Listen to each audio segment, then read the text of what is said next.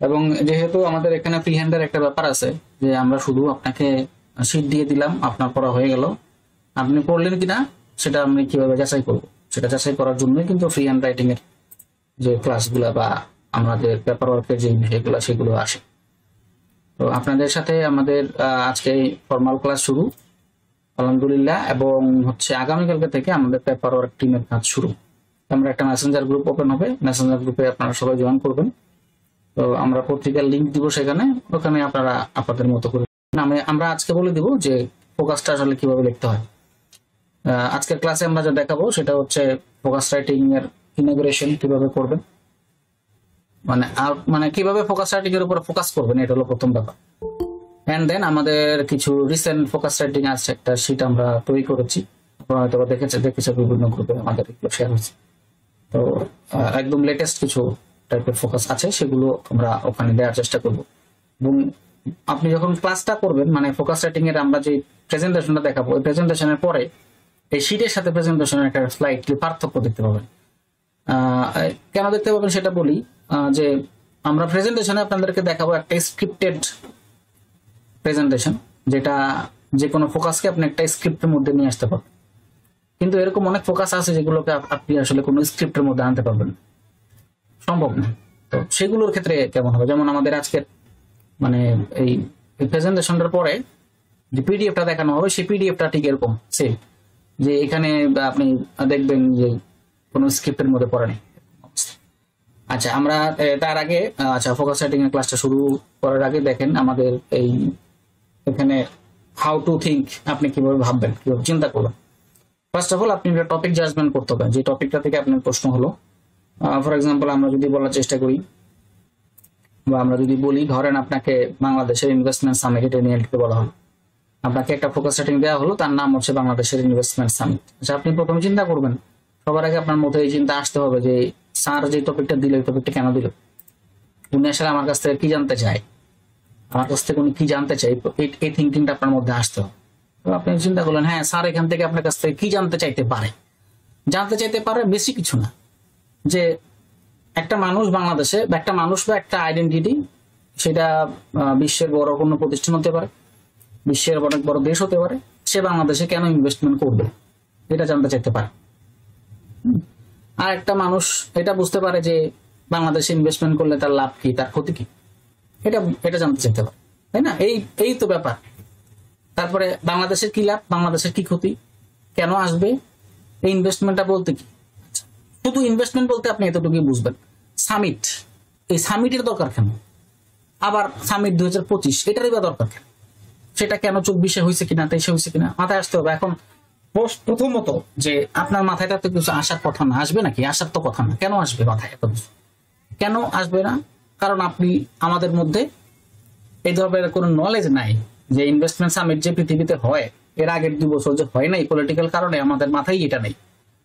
কারণ আমরা এই টাইপের সংবাদ আগে কখনো দেখি নাই, আমরা জানি না যে এইটার মাধ্যমে কর্মসংস্থানটাকে ফ্লারিশ করা যায়, আর কর্মসংস্থানকে ফ্লারিশ করার দরকারই নাকি, আমরা তো এটাও জানি না যে কর্মসংস্থানকে বাড়ানোর প্রয়োজনটা কি, দরকার আছে কোনো, নাই। কিন্তু একটা জিনিস দেখেন, আমরা সবাই এখন জুলাই মুভমেন্টের সুবিধা অসুবিধা সব ভোগ করতেছি, এবং এই মুভমেন্টের পিছনে অন্যতম একটা বড়, যদি হোল হার্টেড একটা রিজন চিন্তা করেন, সেই রিজনটা হচ্ছে ডেমোগ্রাফিক ডিভিডেন্ড। আমরা সেই রিজনের, এই ডেমোগ্রাফিক ডিভিডেন্ডের সুফল বলেন কুফল বলেন, সেইটা আমরা 2041 সাল পর্যন্ত, 41 সাল না 2038 সাল পর্যন্ত, 41 সাল বললে আপনি আবার মনে করবেন যে ভিশন 2040 কথা বলতেছি, বিষয়টা এটা না।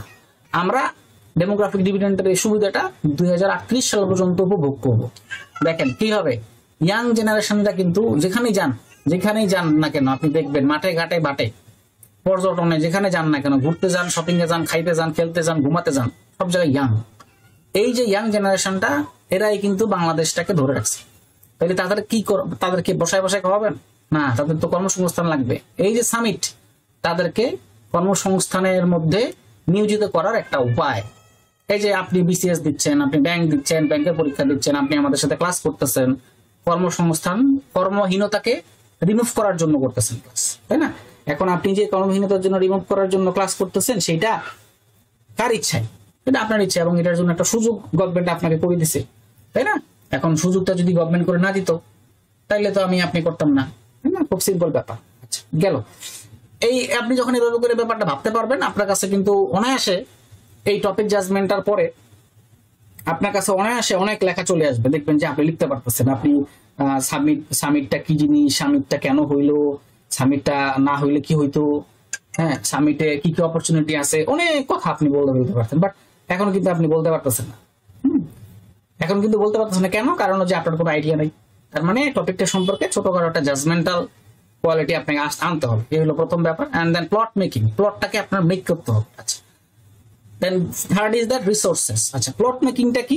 প্লট মেকিংটা হলো আপনি এই ফোকাসের মধ্যে কি কি লিখবেন, এই ফোকাস সেটিং এর মধ্যে আসলে আপনি কি কি লিখবেন। এখন ধরেন আসছে হলো ইনভেস্টমেন্ট সামিট, আমি আপনাকে বললাম যে ইনভেস্টমেন্ট সামিট লেখেন। এখন এর মধ্যে কি আপনি এর মাঝখানে কি কোনো আপনি এরকম টপিক কি দেখবেন যেটা পরিবেশের সাথে সম্পর্কিত, বাল্য বিবাহের সাথে সম্পর্কিত, কিশোর অপরাধের সাথে সম্পর্কিত, এরকম কোন টপিক মানে পয়েন্ট কি এখানে আনবেন, আপনি নিয়ে আসবেন? এটা একটা ইরেলিভেন্ট টপিক, ইরেলিভেন্ট প্লট হয়ে যাবে না? আচ্ছা এখানে আপনি কি কি রিলেভেন্ট প্লট আনতে পারেন, কি কি রিলেভেন্ট পয়েন্ট আনতে পারেন, আপনাকে সেটা মাথায় আনতে হবে। এখন আমরা যে প্লটটা মেকিং করলাম, সেই প্লটটা বা যে প্লটটা মেক করব, যে কথাগুলো আমরা বলবো, এই প্লটের মধ্যে আসলে কি থাকবে? আমরা এই প্লটের মধ্যে একটা ইউনিফর্ম প্যাটার্ন নিয়ে আসবো, যেই প্যাটার্নটা আমরা ফলো করে মোটামুটি রকম ভাবে অনেক ফোকাস রাইটিং লিখতে পারবো। এই হলো মূল কথা আর কি আমার। আচ্ছা আমরা এখন প্লট মেকিংটা দেখবো, যে প্লট মেকিং এ কি কি পয়েন্ট থাকে। যেমন ধরেন আমাদের আসতেছে পরের স্লাইডটা। আচ্ছা টপিক জাজমেন্টে যেটা বলতেছিলাম, think about the topic, make a category, এবং এটাকে একটা ক্যাটাগরির মধ্যে ফেলে দেওয়া, অ্যাকিউমুলেট ইউর আইডিয়াস, আপনার আইডিয়াগুলো জেনারেট করার কথা বললাম। এবং আমি মেক এ ক্যাটাগরি কথাটা বলিনি, মানে মেক এ ক্যাটাগরিটা হলো এমন যে যেমন ধরেন আমাদের কন্টেন্টে মনে হয় আপনারা দেখছেন কিনা, আপনাদের মনে আছে কিনা আমি জানি না, আমাদের কন্টেন্টের মধ্যে ফোকাস রাইটিং এর যে আমাদের কন্টেন্ট দিয়েছিলাম, ওখানে আপনারা দেখছেন আমাদের বুকলেটের একটা পিকচার আপনাদেরকে দিয়ে দেওয়া হয়েছে সূচিপত্রের মধ্যে। ওখানে বলে দেওয়া হয়েছে যে আমাদের মোটামুটি 10টা বা 11টা টপিকের মধ্যে আমরা ফোকাস রাইটিং গুলাকে ক্যাটাগরাইজ করেছি। সেই ক্যাটাগরি ওয়াইজ আপনি প্লটটাকে মেক করবেন, সাজাবেন যে আমি ফোকাস রাইটিংটা ব্যবহার করে লিখি। For example women related focus writing, Bangladesh related focus writing, economy related focus writing, banking and insurance, banking and financial organization বা ব্যাংকিং অ্যান্ড ফাইন্যান্স, তারপরে হচ্ছে ইকোনমিক্স অ্যান্ড এনভায়রনমেন্ট, মানে শুধু এনভায়রনমেন্ট, তারপরে হচ্ছে প্রবলেম এন্ড সলিউশন, তারপরে ইন্টারন্যাশনাল টপিক। আপনারা নিশ্চয়ই দেখেছেন যে আপনাদেরকে এরকম কিছু পিডিএফ দিয়ে দেওয়া হয়েছে, আর দেখেছেন আপনারা পিডিএফ গুলা? কি কি পিডিএফ আছে বল, দেখেছেন আপনারা? কারা কারা দেখলেন বা দেখেন নাই কারা? যারা দেখছেন তারাই বলেন, যারা দেখেন না তারা তো বলতে পারবেন না। পিডিএফ যেগুলো দেওয়া হয়েছে বুঝতে পেরেছেন কিছু পিডিএফ গুলো? একটা পিডিএফ দেখছি শুধু। কোনটা? ওয়ার্ড চেঞ্জিং, অল্টারনেটিভ ওয়ার্ডস। আচ্ছা একটা ঠিক আছে, আস্তে আস্তে দেখবেন, আমাদের পিডিএফ অনেক পিডিএফ যাবে তো একসাথে শেষ করতে পারবেন না। বাট এখানে যে বিষয়টা বলবো, এই পিডিএফ গুলো ইতিমধ্যে দেওয়া হয়েছে। দেখেন alternative word and writing document, এখানে কি আছে বলেন তো ভাই আপনি, এখানে আছে কি? আমরা কমন যেগুলো ওয়ার্ড ইউজ করি তার অল্টারনেটিভ তো ওয়ার্ড দেওয়া হয়েছে পাশে, অর্থাৎ সমার্থক চিহ্ন। আচ্ছা তারপরে পুরোটা এখন দেখতে পাই, পুরোটা দেখেন নাই? আচ্ছা দেখলে ঠিক আছে, অসুবিধা নেই। এখানে আরেকটা পার্ট আছে, সেটা হচ্ছে ইন্ট্রোডাকশন এন্ড কনক্লুশন। আমরা কিছু কিছু কমন টপিকের ইন্ট্রোডাকশন এবং কনক্লুশন ওখানে রেখেছি। আমাদের অনেকেই আছে যারা ধরেন কিছু মনে রাখতে পারে না, কিছু ইংরেজি লিখতে তাদের আসলে কষ্ট হয়, তাদের সবার জন্য তো আসলে আপনার পেপার ওয়ার্ক না, সবাই তো পেপার ওয়ার্ক পারবে না রে ভাই। কিন্তু সবার তো চাকরি পেতে হবে, সবার তো জীবিকা নির্বাহ করতে হবে, কারণ সবার দায়িত্ব তো আমি নিয়েছি, তো আমাকেও সবার কথা ভাবতে হবে। তো এই জন্য আমরা ওখানে অল্টারনেটিভ ওয়ার্ডের পাশাপাশি অল্টারনেটিভ রাইটিং কিছু ডকুমেন্ট রেখেছি, সেখানে আপনার ক্যাটাগরি ওয়াইজ কিছু ইন্ট্রোডাকশন কনক্লুশন দিয়ে দেওয়া হয়েছে। তো ধরেন আপনার ইন্ট্রোডাকশন মনে করতে কষ্ট লাগে, কনক্লুশন মনে করতে কষ্ট লাগে, আপনি তো ধরেন 250টা ফোকাস রাইটিং আপনি পড়লেন, বা 250টা ফোকাস রাইটিং টপিক সম্পর্কে আমরা আলোচনা করলাম, 250টা থেকে 250 রকমের ইন্ট্রোডাকশন, 250 রকমের কনক্লুশন জেনারেট করা সম্ভব কিনা, সম্ভব না। আমরা ক্যাটাগরি ওয়াইজ এই কনক্লুশন ইন্ট্রোডাকশন গুলাকে ইমপ্লিমেন্ট করবো রেসপেক্টিভ ফোকাস সেটিং, সেটা যেটাই আসো। বাট আমি ক্যাটাগরিটাকে ফলো করার চেষ্টা করবো, এই ক্যাটাগরিটার জন্য এটা দেওয়া হচ্ছে। তারপরে আরেকটা ফাইল আছে, এটা হলো কোটেশন কালেকশন। এখানেও 11টা ক্যাটাগরির উপরে বিভিন্ন বাংলা এবং ইংরেজি, একটা বাংলা একটা ইংরেজি কোটেশন দেওয়া আছে। আপনারা যদি পড়তে চান আপনারা পড়বেন, না পড়তে চাইলে নাই। বাট আমরা কোটেশনকে প্রেফার করি। অনেকেই বলে, আমরা অনেক মানুষকে দেখি যে ফোকাস সেটিং এ কোটেশন দিয়েন না, এটা তাদের ব্যক্তিগত ব্যাপার। কিন্তু আমি আপনাকে একটা জিনিস বলবো, আপনি হয়তো ফোকাস সেটিং এর ব্যাপারে অনেক জায়গায় অনেক লেখা পাবেন, হ্যাঁ, বিভিন্ন জায়গায়। এবং অনেকে আমার সাথে পরে আর্গুমেন্টে যাবেন যে, বা আমাকে শেষ একদম ক্লাসের শেষ তারপরেও সে প্রশ্ন করবে, ভাইয়া ফোকাস সেটিং এ কি পয়েন্ট দেওয়া যাবে, ফোকাস সেটিং এ কি কোটেশন দেওয়া যাবে, ভাইয়া ফোকাস সেটিং এ কি টাইটেল লিখতে হবে, ভাইয়া ফোকাস সেটিং এ কি ইন্ট্রোডাকশন এবং কনক্লুশন দিব, ভাইয়া ফোকাস সেটিং এ কি প্যারা দিব, ভাইয়া ফোকাস সেটিং এ কি ডাটা দিব। ক্লাস শেষ কিন্তু তারপরেও সেই প্রশ্নগুলো করবে। কেন করবে? কারণ সে অমনোযোগী, হলো একটা কারণ। এবং আরেকটা হচ্ছে সে বাইরের মানুষ দিয়ে অনেক বেশি ইনভলভ। দেখা গেল যে আমি ক্যাডার না, এক ক্যাডার ভাই বলতেছে ফোকাস সেটিং এভাবে লাগবে, তো সে ক্যাডার ভাইয়ের কথা শুনে মনে করতেছে ক্যাডার ভাই যেহেতু বলছে এ তো সত্য, হ্যাঁ, তার মানে ভাইয়াকে একটু জিজ্ঞেস করি তো কি ব্যাপার, এরকম। তখন সে কনফিউজ হয়ে যাচ্ছে। এখন সে যে এতদিন ক্লাস করলো, যা শিখলো, ওই একটা সন্দেহের কারণে তার এটা কিন্তু নাই। তবে আমি যেটা বলবো, ফোকাস সেটিং এর এরকম কোনো নির্দিষ্ট কোনো প্যাটার্ন এখন পর্যন্ত নাই। যে যাই বলুক না কেন, আমি যে বলতেছি আপনাকে, আমি পয়েন্ট আকারে আপনাকে সাজাই দিচ্ছি, হ্যাঁ, আরেকজন আপনাকে পয়েন্ট বিহীন সাজাই দিচ্ছে। কেউ টিচার কোনটা পছন্দ করতেছে সেটা কিন্তু কেউ বলতে পারতেছে না। But I have a logic, আমার লজিক আছে। যে পয়েন্ট আকারে পয়েন্ট বিহীন ফোকাস সেটিং আপনাকে সাজাই দিচ্ছে তার লজিক আছে। বাট এই হলো ব্যাপার। একটা জিনিস দেখেন, প্রেজেন্টেশন যদি অনেক ভালো থাকে, আপনি যদি খুব অল্প লেখেন, স্যার কিন্তু আপনাকে একটা ভালো মার্কস দেবে, বা আপনার খাতাতে মার্কস দেওয়ার জন্য তিনি পজিটিভ থাকবেন। কিন্তু আপনার প্রেজেন্টেশন খারাপ, ভালো না। প্রেজেন্টেশন ভালো মানে কিন্তু হাতের লেখা মুক্তার মতো এরকম না কিন্তু, হ্যাঁ। প্রেজেন্টেশন ভালো মানে আপনি আপনার লেখাটা গোছানো, আপনার মধ্যে কন্টেন্ট আছে, হ্যাঁ, কন্টেন্ট ক্রিয়েটরের মতো না কিন্তু। বাট আপনার মধ্যে এরকম তত্ত্ব এবং তথ্য দুইটাই আছে, তত্ত্ব এবং তথ্য দুইটাই আছে। আপনার মধ্যে বাংলাদেশের স্বীকৃত কিছু সংস্থার বা কিছু মন্ত্রণালয়ের বা অন্য কোনো রিপোর্টের, সমীক্ষার, জরিপের কিছু তথ্য আছে। বেশি দূর যাওয়ার দরকার নেই, বাংলাদেশ ব্যাংকের কিছু তথ্য আপনার কাছে আছে। তার মানে আপনার মধ্যে ইনফরমেশনের সেন্স আছে, আপনি সেখানে জায়গা মতো ওটা ব্যবহার করতে পারছেন। আপনি টু দ্য পয়েন্ট রিলিভেন্ট টপিকের উপরে রিলিভেন্ট ইনফরমেশন দিচ্ছেন। আমি আপনাকে বলেছি লেখেন বিনিয়োগ সম্মেলন, আপনি লিখলেন বাল্য বিবাহ, হইল না কিন্তু। রিলিভেন্ট, পুরাটাই ইরিলেভেন্ট একটা টপিক, পুরাটাই ইরিলেভেন্ট লিখে বলছেন আপনি সেখানে নিয়ে আসছেন 3-0, আপনি 3-0 পড়ে আসছেন বাসা থেকে। এর সাথে আপনি করলেন কি, শুরু করলেন 3-0 দিয়ে, আমরা আসছে বিনিয়োগ সামিট। আপনি কিচ্ছু যদি নাও পারেন তাও তো বিনিয়োগ সামিট নিয়ে হালকা কিছু লেখা সম্ভব না, তাই না? এবং বিনিয়োগ summit is one kind of recent topic. এ ধরনের টপিক আসলে কি হয়, কবে হয়েছে, কতজন মানুষ অংশগ্রহণ করেছে, এটা থেকে বাংলাদেশের কি লাভ হইলো, কি কি ডিসিশনে আসলো, এই কথাগুলো লিখতে হয় এখানে। দেখেন, এটার সাথে কিন্তু আমার এসডিজি গোলকে আপনি মিলাতে পারবেন না।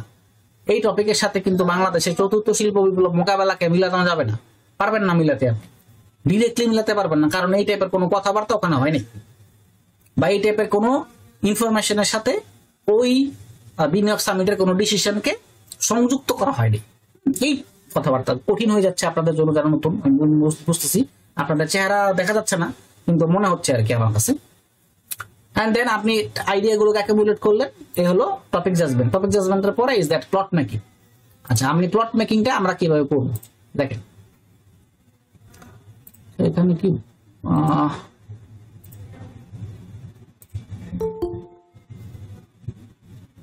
আপনাদের কাছে ক্লাস কঠিন লাগতেছে? কঠিন মনে হচ্ছে নাকি কারো কাছে? না স্যার। আচ্ছা, আমাদের স্লাইড শেয়ারে সম্ভবত পুরো প্লট আসে না, মানে ফুল স্ক্রিনে সম্ভবত ইয়ে পাওয়া যায় না, সব এরকম। আচ্ছা, পাওয়া গেছে, যাক, বাস। দেখতে পাচ্ছেন আপনারা পুরো স্ক্রিনটা, প্লট মেকিং? Yes, sir. ওকে, ফাইন। আচ্ছা, আমরা কিসের প্লট মেকিং করতেছি? ফোকাস সেটিং এর প্লট মেকিং করতেছি। কেন? কারণ প্লট মেকিংটা করলে আমার জন্য ফোকাস সেটিংটাকে খুব দ্রুত সামারাইজ করার সুবিধা হয়। আমি কি কি লিখবো, কি কি লিখবো না, কি রাখবো, কি কি রাখবো না, আমার জন্য দ্রুত একটা প্রেজেন্টেবল একটা সিচুয়েশনের সিদ্ধান্ত আসা আমার জন্য সহজ হয়। আচ্ছা দেখেন, প্রথমে আসলে কোটেশন। এখন কোটেশন ওই যে 11টা ক্যাটাগরি আছে, আপনারা যারা ফাইলটা দেখছেন যে আমাদের ফাইল সেকশনে যা যা আছে, কোটেশন কালেকশনের একটা ফাইল আছে। আপনি ওখান থেকে যে ক্যাটাগরির মধ্যে ফোকাস সেটিংটা পড়লো, সেই ক্যাটাগরির মধ্যে আপনি একটা মানে কোটেশন দিয়ে ফেললেন। এখন বিনিয়োগ সম্মেলনের সাথে কিন্তু আমরা কিছু পাইনি, মানে বিনিয়োগ সম্মেলন তো রিসেন্ট টপিক, এর সাথে ওই ক্যাটাগরির মধ্যে পড়া নেই। 11টা ক্যাটাগরির মধ্যে আমরা ওটা পড়া নেই, তো যার ফলে আপনি কোনো কোটেশন দিতে পারতেছেন না। বা আপনি চাইলে দিতেও পারেন যে আশিক চৌধুরী এটা বলছে, বা বাংলাদেশের বিনিয়োগ সম্মেলনে বান কি মুন এটা বলছে, বা অ্যান্টনিও গুতেরেস এটা বলছে, বলতে পারেন আপনি, কোনো প্রবলেম নেই যদি আপনার নোট করা থাকে।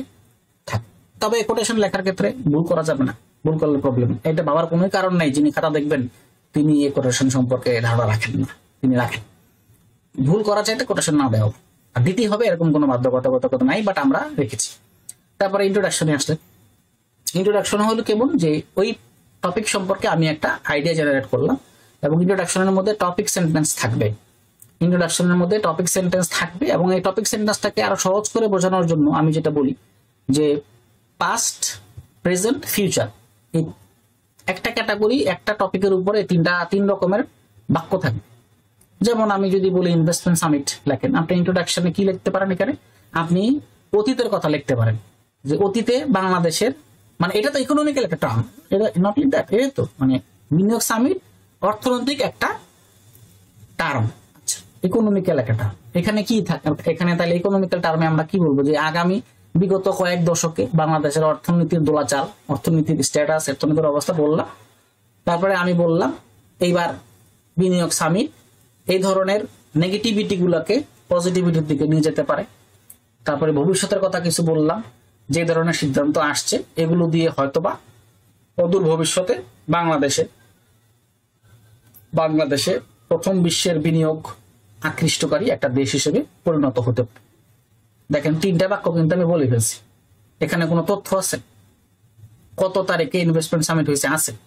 কে ইনভেস্টমেন্ট সামিট উদ্বোধন করেছে? আছে। কিছু নেই, বাট আমি কিন্তু তিনটা বাক্য বলে ফেলেছি। এই জিনিসটা কি? দ্যাট ইজ দ্য আপনার পুরো টপিকটা কিন্তু এর মাঝখানে চলে আসতেছে। হ্যাঁ, এটা এর মাঝখানে এই শব্দটার মাধ্যমে আপনি বা এই বাক্যগুলোর মাধ্যমে আপনি বুঝতে পারলেন, হ্যাঁ অতীতে তাইলে এই ঘটনা ঘটতো না, আচ্ছা তাহলে বর্তমানে এটা হচ্ছে, আচ্ছা তারপরে ভবিষ্যতের এরকম একটা আলোচনা হবে। ও ফাইন, খুব ভালো। That's like that. আপনার জন্য কিন্তু যিনি পড়বেন, যে রিডারের জন্য এই কনসেপ্টটা ক্লিয়ার, কোনো প্রবলেম নাই কোনো। আচ্ছা, তারপরে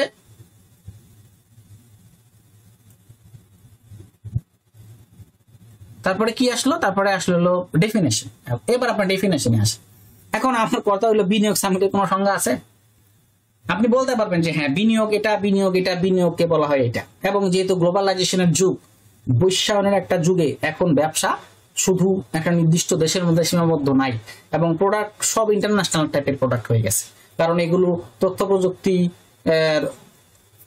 আমূল পরিবর্তনের কারণে এরকম অনেক বৈশ্বিক প্রোডাক্ট তৈরি হয়েছে যেগুলো আসলে সারা বিশ্বে চলে। মোবাইল ফোন, ল্যাপটপ, গ্যাজেটস, গাড়ি, বিমান, আর্মসের কথা বলা যাবে না এখানে, বাট এবং পোশাক, তারপরে খাদ্য সামগ্রী, তারপরে হলো পোশাকের আবার অনেকগুলো ক্যাটাগরি আছে, ফুটওয়্যার, আপওয়্যার, বটমওয়্যার, শেষ নাই কোনো।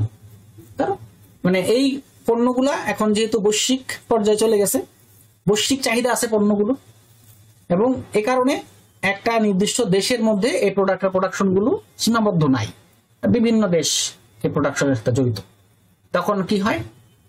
একটা দেশ আরেকটা দেশে যে বিনিয়োগ করে, একটা বড় কোম্পানি আর একটা বড় আরেকটা দেশে যে ওখান থেকে প্রোডাক্ট গুলো নিয়ে আসতে চায়, কি করে তারা? ওখানে হয়তো বা কোনো তাদের অবকাঠামোগত সুবিধা দেওয়া থাকে, সেখান থেকে তারা প্রোডাকশন গুলো নিয়ে এসে তার দেশে এগুলোকে এক্সপোর্টের ব্যবস্থা করে। তো একই সাথে যে দেশ থেকে এক্সপোর্ট হয় এবং যে দেশে ইম্পোর্ট হয়, দুটো দেশই সমানভাবে লাভবান হয়। এখানে ট্যাক্স, ট্যারিফ, অন্য কিছু থাকতে পারে, এবং একই সাথে সবচেয়ে বড় যে ব্যাপারটা, এখানে কর্মসংস্থানের বিশাল একটা সুযোগ সৃষ্টি হয়।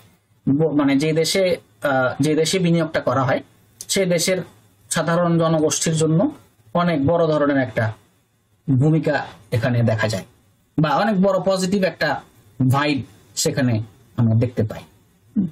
তারপরে আপনি এখন দেখেন এখানে কিন্তু আমরা বলি নাই যে বিনিয়োগ সম্মেলন ওকেই বলে, আমরা কিন্তু বলি নাই, বাট আমরা তার একটা কনসেপ্ট এখানে দিয়ে দিছি। কেন দেখেন, আমি ডেফিনেশন বলছি মানে এই না যে এখানে আপনাকে খুঁজে খুঁজে সংজ্ঞাটাই নিয়ে আসতে হবে, বিষয়টা কিন্তু এরকম না। হ্যাঁ, তাইলে এখানে আপনার আমি কিন্তু একটা ছোটখাটো সংজ্ঞায়নের মধ্যে নিয়ে আসছি, একটা এটাকে বোঝানোর চেষ্টা করেছি, বাট এরকম কনভেনশনাল সংজ্ঞা কিন্তু আমি দিই নাই, হ্যাঁ এটাকে এটা বলে, এরকম না। কিন্তু সবসময় কিন্তু এরকম পারবেন না।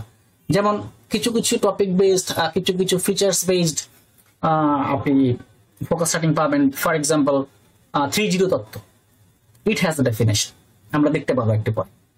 তারপরে ধরেন ট্রাম্পের 100 দিন, কোনো ডেফিনেশন নাই। ট্রাম্পের 100 দিনের মধ্যে কিন্তু কোনো ডেফিনেশন নেই। তারপরে ধরেন ডিজিটাল ব্যাংকিং, ডেফিনেশন আছে, তাও ব্রড এক্সপেক্টেড ডেফিনেশন। তারপরে ধরেন প্লাস্টিক পলিউশন, ডেফিনেশন আছে, মানে এটাকে প্লাস্টিক পলিউশন বলে। প্লাস্টিক যখন পরিবেশের জন্য ক্ষতির কারণ হয়ে যায় তখন এটাকে প্লাস্টিক পলিউশন বলে।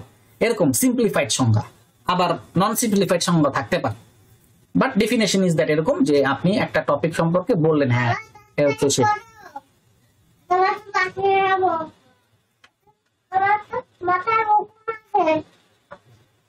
ঠিক আছে, আচ্ছা। তারপরে আপনি কোথায় গেলেন? Present status. প্রেজেন্ট স্ট্যাটাসে আপনি গেলেন। এখন আমাদের এই বিনিয়োগ সম্মেলনের প্রেজেন্ট স্ট্যাটাস কি আছে? কি প্রেজেন্ট নাই তো, কারণ এটা তো স্ট্যাটাস ধারী কোনো ফোকাস না। প্রেজেন্ট স্ট্যাটাসের কি মানে কোনটার হইতে পারে? এগুলো কার হয়? প্রবলেম টাইপের ফোকাস রাইটিং, সম্ভাবনা টাইপের ফোকাস রাইটিং, অর্থনীতির কোর টপিকের ফোকাস রাইটিং, সেগুলোতে একটা প্রেজেন্ট স্ট্যাটাস থাকতে পারে। যেমন ধরেন আমি পরিবেশ প্লাস্টিক দূষণের কথা বললাম, প্লাস্টিক দূষণের প্রেজেন্ট স্ট্যাটাস এখানে আসবে, যে প্রেজেন্ট স্ট্যাটাসটা আসলে কি।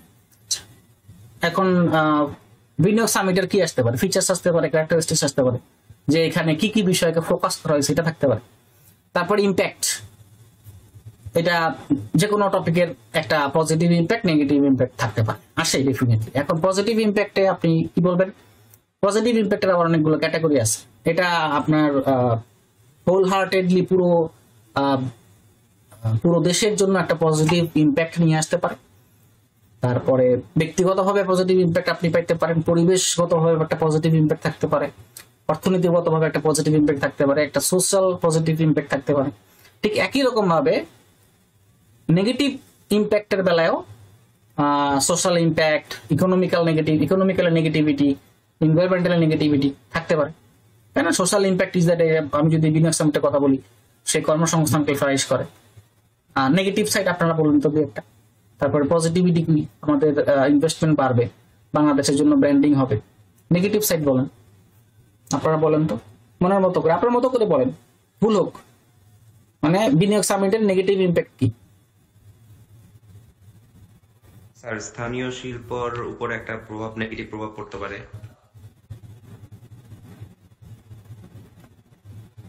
আর কেউ বলবেন?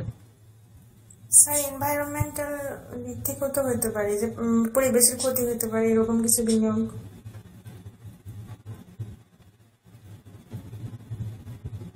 হতে পারে, তবে দেখতে হবে কোন খাতে বিনিয়োগ দেওয়া হয়েছে। মানে যদি এরকম খাতে বিনিয়োগ হয় যেটা আসলে পরিবেশের জন্য ক্ষতিকর, তাহলে তো এটা ওয়ার্ল্ড ওয়াইড অ্যাকসেপ্টেবল হবে না।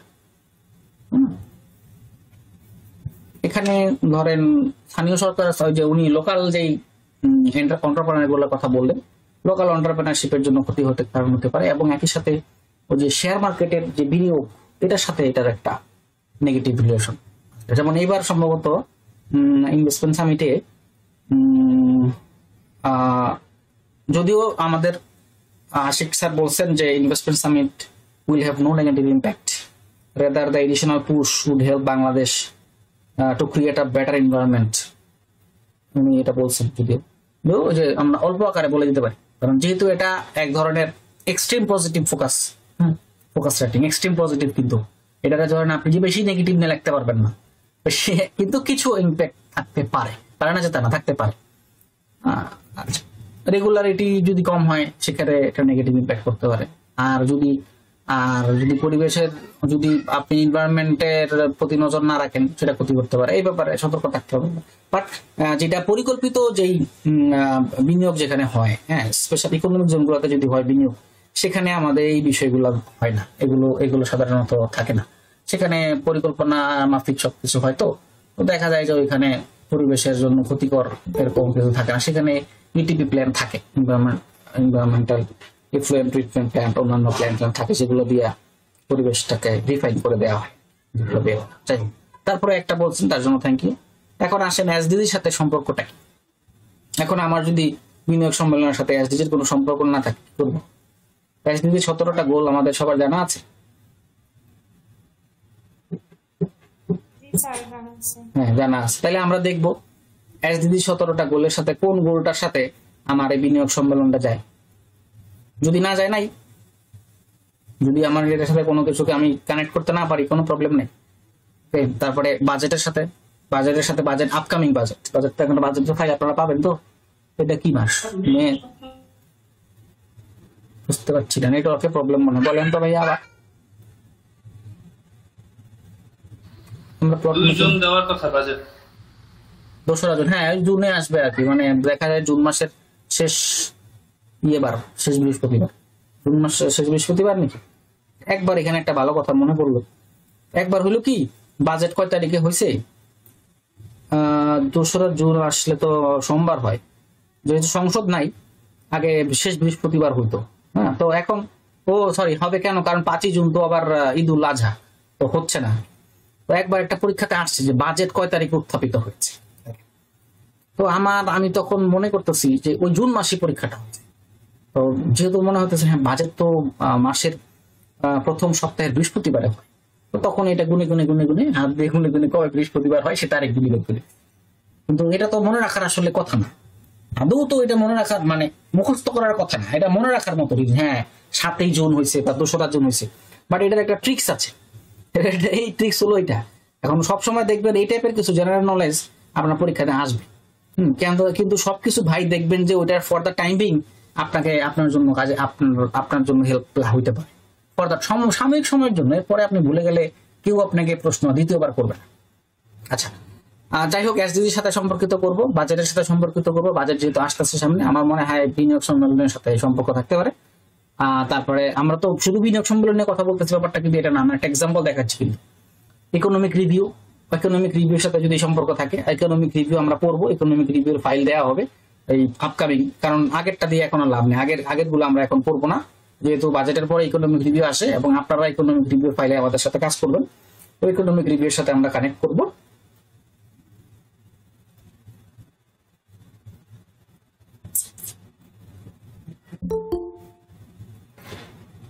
তারপরে আমাদের ইকোনমিক 4th IR, চতুর্থ শিল্প বিপ্লব।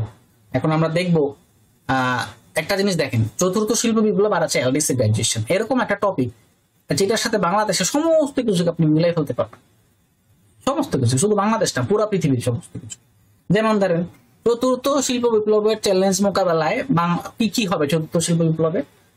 অটোমেশন আসবে, মানে এক্সিস্টিং অনেক প্রফেশন থাকবে না, কর্মসংস্থানমুখী যে খাতগুলো সেগুলা একটা বড় ধাক্কা পাবে।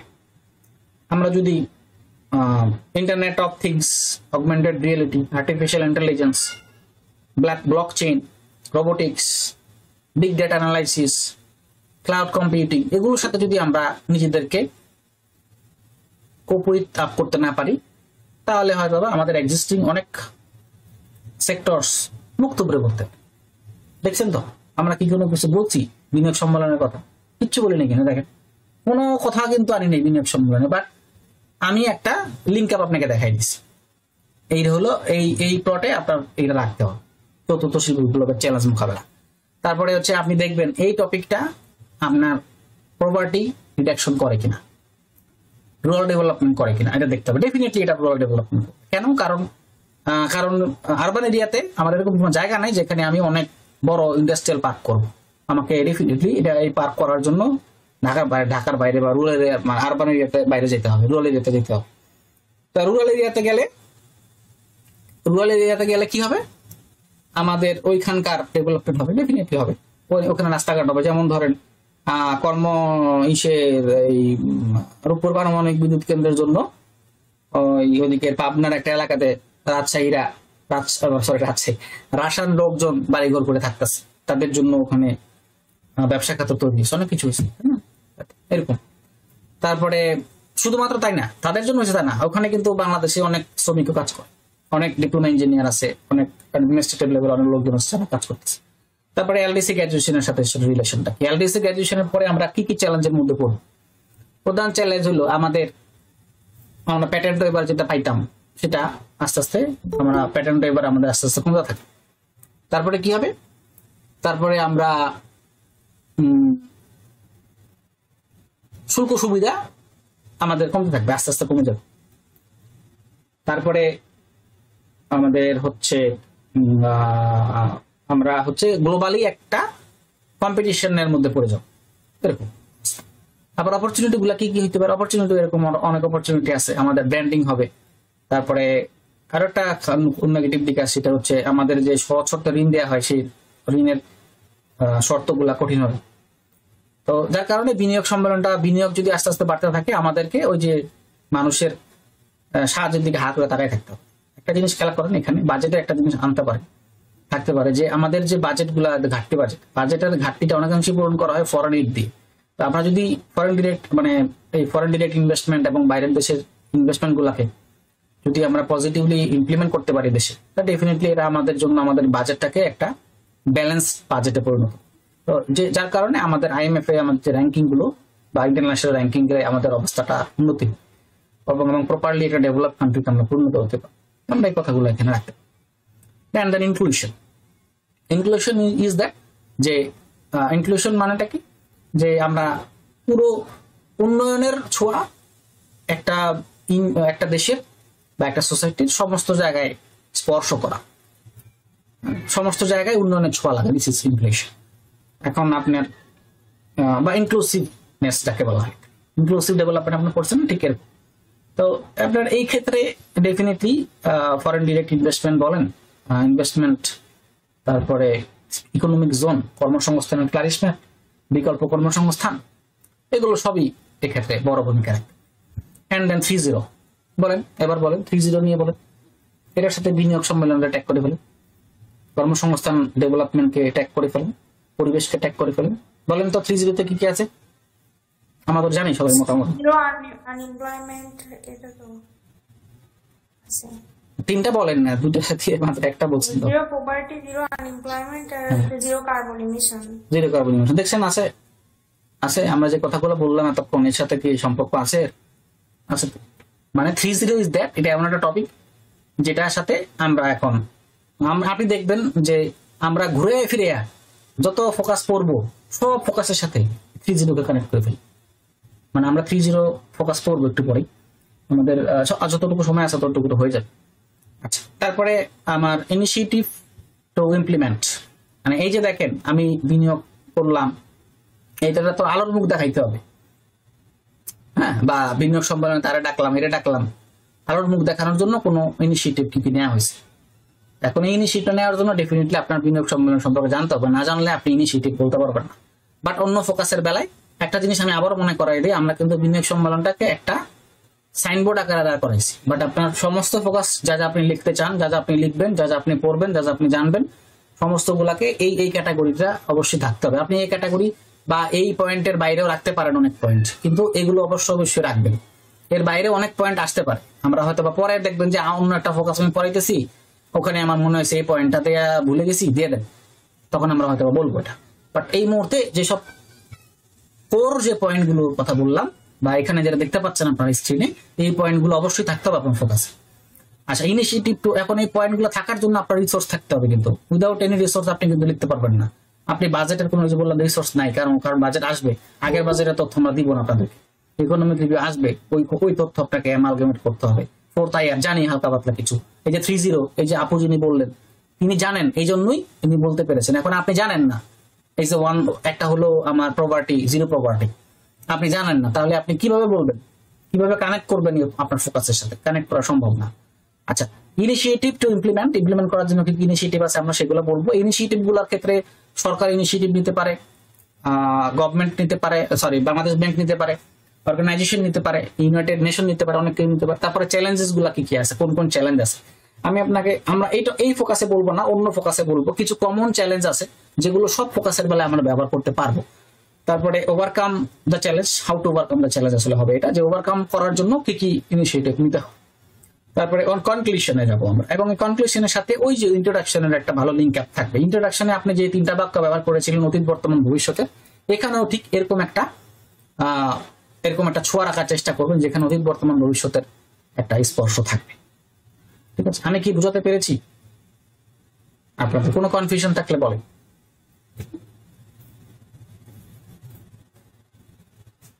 জি না স্যার, কিন্তু 4IR এর সাথে রিলেটেড হবে কি সবকিছু? না, হবে না তো। ও আরেকটা ব্যাপার, ভালো কথা মনে করছে। এখন ঘটনা হয়েছে কি, ধরেন একটা মানুষ, যে আমরা তো মুসলিম আছি বা নন মুসলিম যারা আছি, আমাদের মুসলমানদের কথাই বলি। তো আমরা যারা একভাবে করে নামাজ পড়তে আসছি, পরে মনে করেন আমরা ধরেন নামাজ পড়ি, প্রথমে হচ্ছে আল্লাহু আকবার বলে হাত বাঁধি, তারপরে রুকুতে যাই আল্লাহু আকবার বলে, আবার সেজদায় যাই। তো একবার অন্য একটা মসজিদে নামাজ পড়তে গেছি, পুরান ঢাকার একটা মসজিদ। নামাজ পড়তে যাওয়ার সময় আমি দেখলাম যে এই লোক যতবার আল্লাহু আকবার বলে ততবার সে উপরে হাত তোলে, মানে কানের কাছে। আমরা তো আল্লাহু আকবার বলার সময় যখন আমরা নিয়ত করি, তখন আল্লাহু আকবার বললে আমরা কানের কাছে হাত উঠে, তাই না বিষয়টা? তো আমি দেখলাম যে এই লোক যতবার আল্লাহু আকবার বলতেছে হুজুর, সে ততবার কানের কাছে হাত নেই। রুকুতে যাওয়ার আগে কানের কাছে হাত নেই, সেজদায় যাওয়ার আগেও নেই, অন্য সময় সমঝায়। আমি বুঝলাম না, কিরে এত নামাজ ভুল করতেছে কিনা। হ্যাঁ কি বলে, আমি তো এইভাবে নামাজ শিখছি। এখন এসে আমি বাসায় আম্মার সাথে বললাম, তো বললো আম্মা বলতেছে তো শিয়া, তার মানে আমরা শুনি, তার হলো শিয়া। আমার জানা ছিল না ব্যাপার। তো বিষয়টা বোঝেন যে ওইটার সাথে এই প্লটের সম্পর্কটা কি। আমরা আপনাকে একটা প্লট দেখাইছি, তার মানে এই না দুনিয়ার সমস্ত ফোকাসের সাথে আপনি এই প্লটকে একদম গেঁথে দিবেন, বিষয়টা এরকম না। এটা আমাদের ধর তক্তা মার পেরেক এই থিওরি এখানে আটবে না, এখানে সাজবে না। বাট আপনি ম্যাক্সিমাম ফোকাসে এই প্লটের মধ্যে এই প্লট মানে ফলো করতে পারবেন ম্যাক্সিমাম ফোকাসে, যার কারণে এটা দেয়া হয়েছে। আমি বুঝাতে পেরেছি আপনাকে? সব জায়গায় পারবেন না তো, আমি বলেছি হয়তো বা খেয়াল করেননি, সবসময় পারবেন না। হ্যাঁ, তবে ম্যাক্সিমাম জায়গায় পারবেন। আপনাকে তার আগে সর্বপ্রথম ক্যাটাগরিটাকে ডিফাইন করে ফেলতে হবে। এখন আপনি যদি ক্যাটাগরি ধরতে না পারেন, তার মানে আপনার জন্য ফোকাস লেখা টাফ হয়ে যাবে। ক্যাটাগরি ডিফাইন করে ফেলতে হবে। আননোন ফোকাস লেখার জন্য এটা খুব ইম্পর্টেন্ট। আমরা কি স্ক্রিন দেখতে পাচ্ছি কেউ? ভাই একটা প্রশ্ন আছে। হ্যাঁ প্লিজ বলেন না। আপনি যে বললেন ইনভেস্টমেন্ট সামিট নিয়ে সরাসরি কোনো কোটেশন নাই, সেক্ষেত্রে কি মনে করেন যে ইনভেস্টমেন্ট অথবা ইকোনমি নিয়ে যদি ইলন মাস্ক বা হচ্ছে ডোনাল্ড ট্রাম্প বা অন্যান্য ইকোনমিতে কোনো সরাসরি না বাট কাছাকাছি কোনো কোটেশন কাছাকাছি দিতে পারেন, কাছাকাছি দিতে পারেন। আচ্ছা, কোটেশন নাই বলতে আমি যেটা বললাম, আমি আপনাদেরকে যে ফাইলটা দিয়েছি, কারণ আমাদের মধ্যে অনেকেই থাকবে যারা এই ফাইলের বাইরে কিছু পড়বে না, অনেকেই থাকবে যারা এই ফাইলের বাইরে কিছু পড়বে না, তাদের জন্য কথাটা বলা। আমাদের ওই ফাইলের মধ্যে ইনভেস্টমেন্ট নিয়ে কোনো কোটেশন নাই, ইকোনমি নিয়ে আছে। আপনি চাইলে ইকোনমিটা এখানে দেন, কোনো প্রবলেম নেই। এখন এটা কতটা রিলিভেন্ট হবে সেটা প্রাসঙ্গিকতা বলে দিবে। আচ্ছা দেখেন, এই যে এখানে আছে প্রেজেন্ট স্ট্যাটাস সম্পর্কে বলা আছে, দেখছেন? জিডিপি এবং এফডিআই, এটার সাথে আমরা এখানে কানেক্ট করেছিলাম যে প্রেজেন্টলি কি কথাগুলো আছে।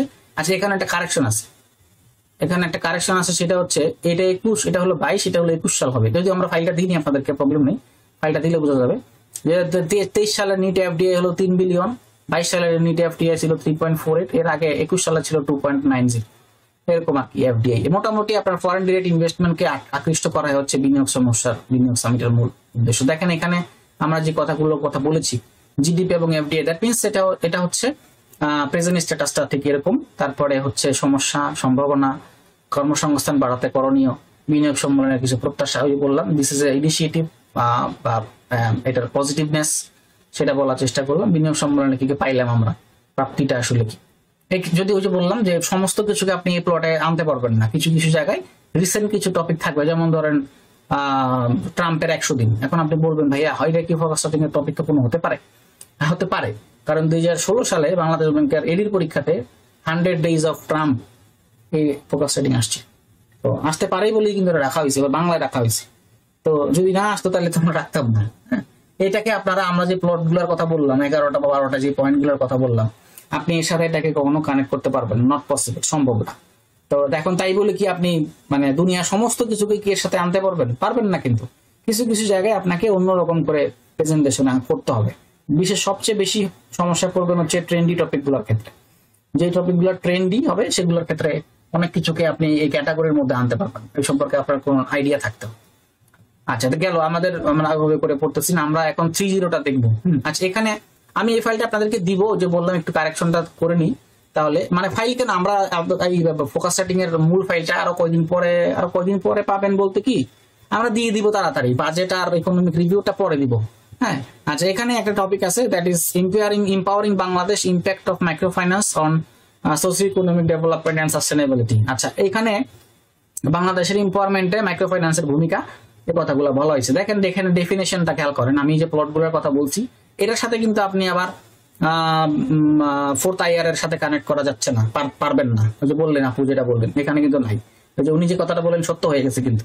আচ্ছা, এইটা আমি আজকে একটা জায়গা থেকে কালেক্ট করেছি, ওখানে দেখলাম যে এটা মোটামুটি ইন্টারন্যাশনাল একটা জার্নাল থেকে, এটা পুরো জার্নাল, এটা যেটা দেখতেছেন আপনারা। হ্যাঁ, এখান থেকে আপনি হুবহু সবকিছু আপনার পড়ার দরকার নেই, মুখস্থ করার দরকার নেই। আমরা মোটামুটি যে ফাইলগুলো আপনাকে দিব, আপনি জাস্ট খালি প্লটটাকে সাজায় ফেলবেন এবং রিসোর্সটা ডেভেলপ যদি আপনার আগে করা থাকে, যেমন বাজেটের ফাইল, অর্থনৈতিক সমীক্ষার ফাইল, চতুর্থ শিল্প বিপ্লব, SDG গোল 3.0, এগুলো যদি আপনার ভালো করে জানা থাকে, আপনি ফোকাস সেটিং এর সাথে এগুলোকে সংযুক্ত করে ফেলতে পারবেন। এখন আপনার যদি বললাম রিসোর্স ডেভেলপমেন্টের কথা, রিসোর্স ডেভেলপমেন্ট বলতে আমরা এটাকেই বুঝি যে বাজেট সম্পর্কে ধারণা রাখা, বাজেটে উইমেনের কথা বলা আছে, ইনভেস্টমেন্টের কথা বলা আছে, ইকোনমির কথা বলা আছে, পভার্টি এলিভেশনের কথা বলা আছে, এনভায়রনমেন্টের কথা বলা আছে। আমি ওখান থেকে তথ্যগুলোকে সংগ্রহ করলাম, নিউমেরিক্যাল ইনফরমেশন গুলাকে সংগ্রহ করলাম, বা নন নিউমেরিক্যাল ইনফরমেশন গুলাকে সংযুক্ত করলাম বা সংগ্রহ করলাম।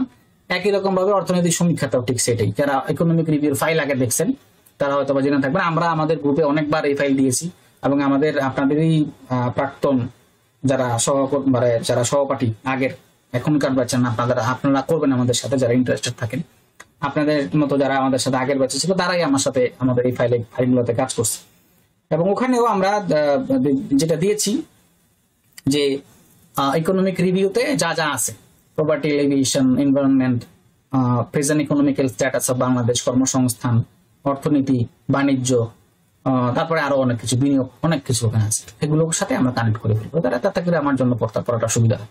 এখন ওই রিসোর্স গুলো যদি আমার জানা না থাকে, বোঝা না থাকে, তাহলে আমি লিখবো করতে, আমাকে লেখার কথা আপনি কি মনে করতেছেন ঠুস করে আসলেন আর একদম করে এরকম একটা তুলি বাজাইলেন, আপনার ফোকাস লেখা হয়ে গেল? ব্যাপারটা এরকম না। কিন্তু মনে করেন আপনার মধ্যে কন্টেন্ট, তথ্য এবং তথ্য থাকতে হবে, তো 35 নম্বর আপনাকে এমনি দিবে না।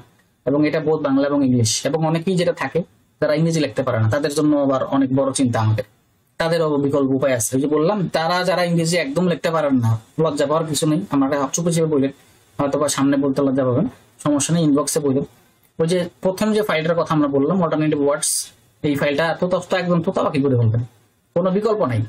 কোটেশন কালেকশন তোতাপাকি করে ফেলবেন, কিচ্ছু করার নেই। আমার ছোট ছোট যে ফাইলগুলো দেবো তোতাপাকি করে ফেলবেন। যদি না পারেন অন্তত এই ফাইলগুলো থেকেই একটুখানি সংযুক্ত করে দিয়ে আসবেন, কারণ মানে পৃথিবীর সবার জন্য তো একইভাবে জীবন চলবে না। আপনি আজকে কাচ্চি খাইতেছেন, ওই ভাই আমি তো রাতে ভাতই খাবো না, আমার জীবনকে থেমে থাকবে? হ্যাঁ, সবাই তো একভাবে লাইফ লিড করে না। ঠিক একই রকম ভাবে সবার মানে বোঝার ক্ষমতা, ধারণ করার ক্ষমতা এবং প্রেজেন্ট করার ক্ষমতা একরকম না, এটা জনে জনে ভ্যারি করে। তো সবার জন্যই আমাদের টুকটাক একটু ভাবতে হয়। হয়তোবা একদম বাবা মার মতো ভাবতে পারবো না, কিন্তু আপনাদের যা সময়টা আমরা পার করে আসছি, কিছু না কিছু ভাবতে পারবো, যার কারণেই আমাদের ভাবনাগুলো হয়তোবা দেখবেন যে 90% আপনাদের সাথে রিলেট হবে, আপনি যেটা ভাবতেছেন এর সাথে সংযুক্ত করা যায়। আচ্ছা, আমরা পড়ায় ফিরে আসি।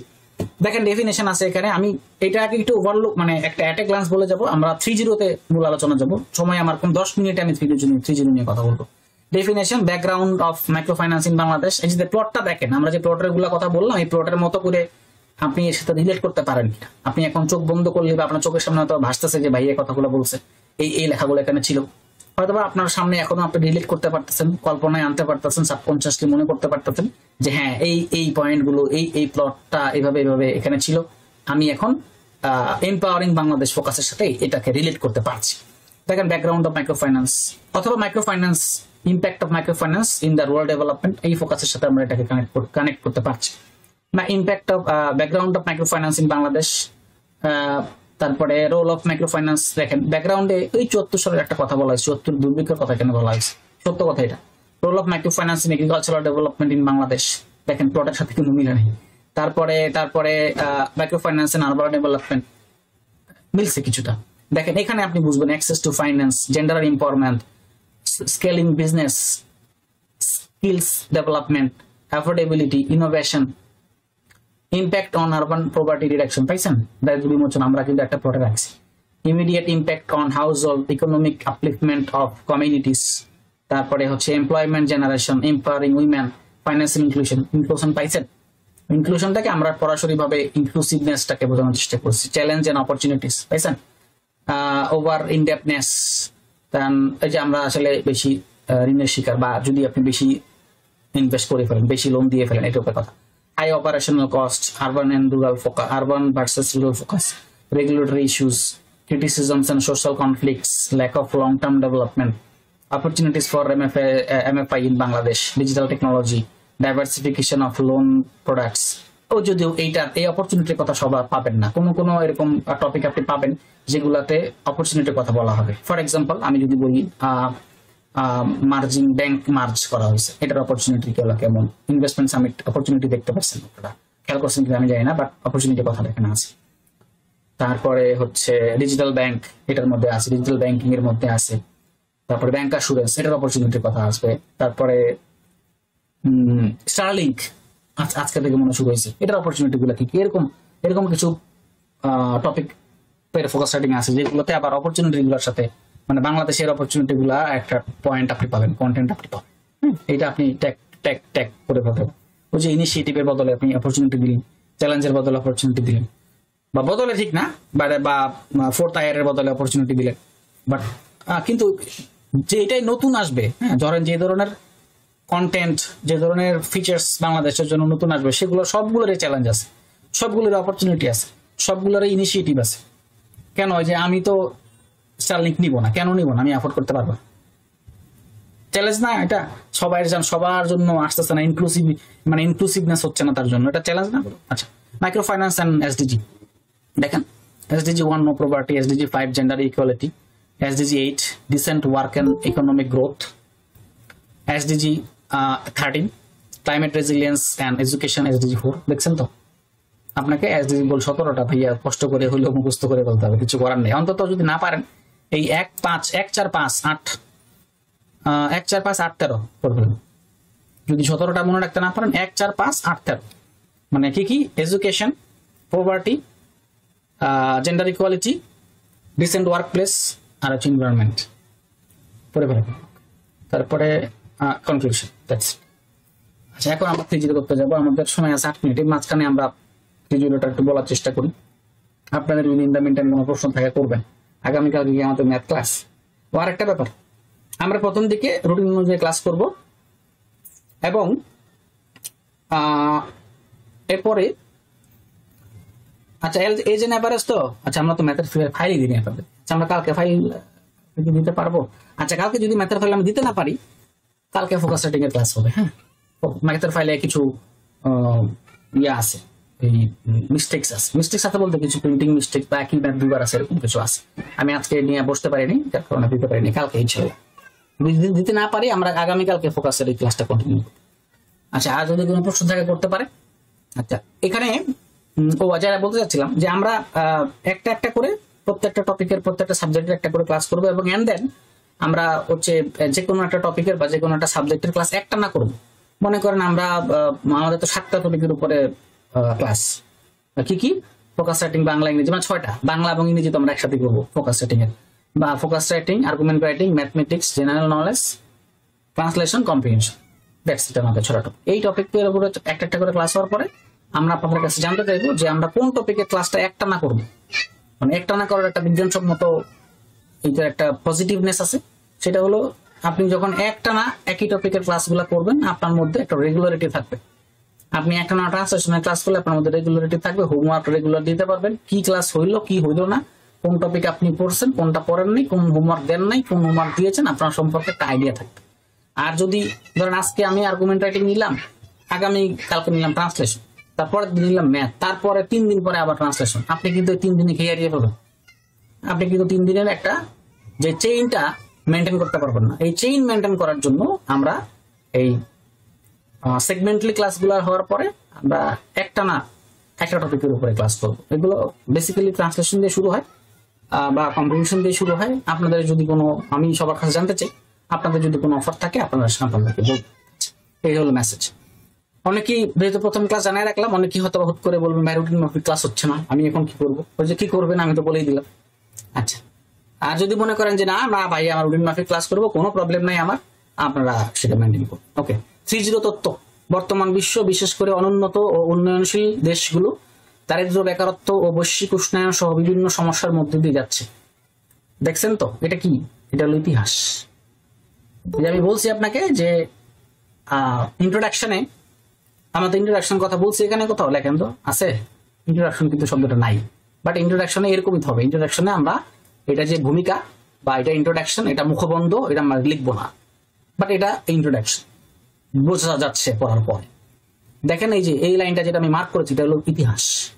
আচ্ছা, আমার ক্লাস নিতে যদি লাইন অফ হয়ে যায়, আমি এটা কন্টিনিউ করবো, মানে 3.0 তত্ত্ব কন্টিনিউ করে আপনাদের রেকর্ড দেওয়া হবে। হ্যাঁ, এর ইন দ্য মিন টাইম যদি কোনো প্রশ্ন থাকে করবেন। এই সমস্যা নিরসনে ডক্টর মোহাম্মদ ইউনূসের 3.0 ধারণা সহায়ক ভূমিকা রাখতে পারে। তিনি 3.0 ধারণাটি 2010 সালের জুলাই মাসে তার বই এন্টারপ্রাইজ রেডিফাইন্ড 3.0 ইকোনমিক্স প্রকাশের মাধ্যমে তুলে ধরেন। এই বইয়ে তিনি দারিদ্র্য, বেকারত্ব এবং কার্বন নিঃসরণের বিরুদ্ধে তার পরিকল্পনার বিস্তারিত বর্ণনা করেন। শেষ, দ্যাটস ইট, আমার ইন্ট্রোডাকশন কমপ্লিট। ওকে, এখন আমরা জানবো তত্ত্বটা আসলে কি। এখানে 3.0 তত্ত্ব। এই 3.0 তত্ত্বের মধ্যে কি আছে? 0 property, 0 employment and 0 carbon emission আছে। এই তিনটার আবার কিছু সেগমেন্ট আছে। সেগমেন্ট গুলা দেখেন, শূন্য দারিদ্রতা সেগমেন্ট গুলা কি কি? মাইক্রো ক্রেডিট, উদ্যোক্তা সৃজন, শিক্ষা এবং স্বাস্থ্য সেবা। যে মাইক্রো ক্রেডিটের মাধ্যমে লোন দেওয়া হবে, যার ফলে ক্ষুদ্র পর্যায়ে থেকে দারিদ্রতা কমতে থাকে, উদ্যোক্তা তৈরি হবে যে লোন দেওয়ার মাধ্যমে। তারপরে শিক্ষা এবং স্বাস্থ্য সেবা, এটার শিক্ষা এবং স্বাস্থ্য সেবার উন্নতি হবে। শূন্য বেকারত্ব, শূন্য বেকারত্বের জন্য কি কি কাজ হবে? উদ্যোক্তা উন্নয়ন, স্কিল ডেভেলপমেন্ট, সামাজিক উদ্যোক্তা। তারপরে শূন্য কার্বন নিঃসরণ, কি কি কাজ হবে এখানে? পরিবেশ, বনায়ন এবং প্রাকৃতিক সম্পদ রক্ষা। পরিষ্কার প্রযুক্তি, পরিষ্কার প্রযুক্তিটা কি? পরিবেশ বান্ধব প্রযুক্তি এবং পুনর্বীকরণযোগ্য শক্তির উৎস ব্যবহার করে কার্বন নিঃসরণ হ্রাস করা। অর্থনৈতিক সংস্কার, সবুজ ব্যবসা মডেল ও কার্বন কমানোর লক্ষ্য নির্ধারণ করে শিল্প এবং অর্থনীতিতে পরিবেশ বান্ধব সংস্কার করা। যে আপনি ব্যবসা করলেন, করে পরিবেশের দূষণ করলেন, তা হলো না। আপনি যে ব্যবসাটা করবেন সেই ব্যবসাটা ডেফিনেটলি এই আপনার এরকম একটা হতে হবে যেটা পরিবেশের জন্য সুখদায়ক। 3.0 বাস্তবায়নের 4টা মহাশক্তি। আচ্ছা, 4টা মহাশক্তি কি কি? তরুণদের শক্তি ও সৃজনশীলতা ব্যবহার করা, প্রযুক্তির শক্তিকে কাজে লাগানো, ব্যবসাকে সামাজিক ব্যবসায় রূপান্তরিত করা, সুশাসন নিশ্চিত করা। এটা হলো মোটামুটি 4টা মহাশক্তি। তারপরে টেকসই উন্নয়ন এবং 3.0। আচ্ছা, ডক্টর মোহাম্মদ ইউনূসের মতে তরুণদের ক্ষমতায়ন, প্রযুক্তির ব্যবহার, সুশাসন প্রতিষ্ঠা এবং সামাজিক ব্যবসার মাধ্যমে বাংলাদেশ অর্থনৈতিক ও পরিবেশগত উন্নয়নের নতুন দৃষ্টান্ত স্থাপন করতে পারে। 3.0 তত্ত্ব কৃষি খাতে বিপ্লব ঘটানোর পাশাপাশি শিল্প খাতেও পরিবেশ বান্ধব উন্নয়ন নিশ্চিত করতে সহায়ক হবে। 3.0 তত্ত্ব আর্থিক স্বাধীনতা, কর্মক্ষম জনশক্তি তৈরি এবং পরিবেশ, অনেক হাবিজাবি কথাবার্তা, লিটারেচার অনেক বড়, আমরা এটা এইভাবে করে আপনারা পড়লে বুঝুন। বাংলা যেহেতু আমি হালকা করে গেলাম, এখানে লাস্টের কথাটা যদি আমি পড়ি, বাংলাদেশ 2030 সালের মধ্যে টেকসই উন্নয়ন অভিষ্ট অর্জনে বদ্ধপরিকর। এবারের SDG 17 মূল লক্ষ্য হচ্ছে টেকসই উন্নয়নের জন্য বৈশ্বিক অংশীদারিত্ব উজ্জীবিত করা এবং বাস্তবায়নের উপায়গুলোকে শক্তিশালী করা। আচ্ছা, বিশ্বমঞ্চে 3.0 তত্ত্ব। বিশ্বমঞ্চে আমরা জানি COP20 world leader climate action সামিটে এটা উপস্থাপিত হয়েছিল। তারপর প্যারিস অলিম্পিকের 3.0 তত্ত্ব উপস্থাপিত হয়েছিল। এখান থেকে একটা প্রশ্ন আসছে ভেক্টর বাংলা পরীক্ষাতে। তারপরে পোপ ফ্রান্সিস ইউনিভার্সিটি 3.0 তত্ত্বের একটা ক্লাব আছে, সেটা ক্লাব চালু করেছে 2024 সালে। বিশ্বজুড়ে বর্তমানে 4600 3.0 ক্লাব আছে, যারা ডক্টর ইউনূসের অনুপ্রেরণায় তৈরি হয়েছে। তারপর 3.0 তত্ত্বের ভবিষ্যৎ পরিকল্পনা কি? দেখেন, 3.0 তত্ত্বে শুধুমাত্র তত্ত্ব না, এটা একটা বৈপ্লবিক দৃষ্টিভঙ্গি যা বিশ্বের দারিদ্র্য, বেকারত্ব, পরিবেশগত সমস্যা সমাধানের দিক নির্দেশনা দেয়। বাস্তবায়নের পথটা কি? যে আমরা বললাম বললে তার হলো না, এটা তো ইমপ্লিমেন্টেশন কিছু কথাবার্তা থাকতে হবে। কমিউনিটি এঙ্গেজমেন্ট, দেন সরকারি এবং বেসরকারি সহায়তা, উদ্যোক্তা সহায়তা, এগুলোর বাস্তবায়নের পথে কিছু পদক্ষেপ। কমিউনিটি এঙ্গেজমেন্ট হচ্ছে স্থানীয় জনগণকে উদ্বুদ্ধ করা এবং তাদের সমস্যার সমাধানে অংশীদার করা। সরকার এবং বেসরকারি প্রতিষ্ঠানগুলোর সমন্বিত উদ্যোগে লক্ষ্যগুলো অর্জন করা। কোন লক্ষ্যগুলো? যেগুলো ওই যে তৃতীয় তত্ত্বের মধ্যে আছে, উপরে লেখাগুলো। উদ্যোক্তা সহায়তা, উদ্যোক্তাদের জন্য প্রশিক্ষণ, পরামর্শ এবং আর্থিক সহায়তা প্রদান। তারপরে বিশ্বকে সমতা ভিত্তিক এবং টেকসই ভবিষ্যতের পথে এগিয়ে নিতে ডক্টর ইউনূসের 3 তত্ত্ব একটা অনন্য উদাহরণ। এটা শুধু বাংলাদেশের জন্য নয়, পুরো বিশ্বের জন্য নতুন সভ্যতার পথপ্রদর্শক। এগুলো মোটামুটি। আচ্ছা, 3 তত্ত্ব যদি ফোকাস সেটিং হিসেবে আসে, তাহলে আমরা তো এই রাইট অ্যাপটা পুরোপুরি ব্যবহার করতে পারবো। আর যদি না আসে, আমরা যেটা আপনাদেরকে বললাম প্লট মেকিং এর বেলায়, প্লট মেকিং এর বিভিন্ন ক্ষেত্রে আমরা 3 তত্ত্বটাকে কানেক্ট করে ফেলি। তো 3 তত্ত্বকে কানেক্ট করতে পারলে আমাদের ফোকাস সেটিং এর কন্টেন্টটা আরো বেশি সমৃদ্ধ হবে, এবং আমরা দেখবো যে মোটামুটি যত রকমের ফোকাস সেটিং এর টপিক আছে, কন্টেন্ট আছে, সবগুলোর সাথে এই যে 3টাকে আমরা কানেক্ট করে ফেলতে পারবো। প্রপার্টি, এমপ্লয়মেন্ট, কার্বন ইমিশনকে কিছু কিছু জায়গায় পাবো না, যেখানে পাবো না সেখানে আমরা প্লট থেকে এটা বাদ দিয়ে দেবো। যেখানে পারবো সেখানে তো ডেফিনেটলি এটা আমাদের জন্য একটা আশীর্বাদ স্বরূপ কন্টেন্ট হবে। ঠিক আছে, আজকের মতো আমরা যাচ্ছি। আগামীকালকে আপনাদের সাথে আমার আবার ক্লাস হবে, ইনশাল্লাহ দেখা হবে। ভালো থাকবেন সবাই, আসসালামু আলাইকুম।